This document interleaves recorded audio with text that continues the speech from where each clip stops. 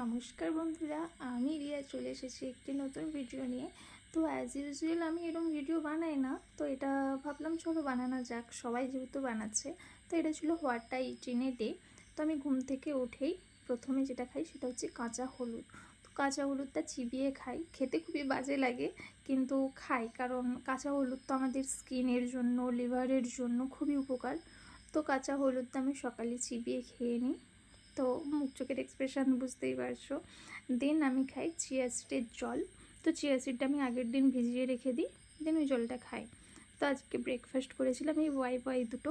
তো এটা কাঁচাও খেতে আমার খুব ভালো লাগে, এটা আমার কাকু নেপাল গিয়েছিলো সেখান থেকে নিয়ে এসেছিলো। তো দেন দেখো আমি এটা ম্যাগির মতো মানে চাউমিনের মতো করে নিয়েছিলাম।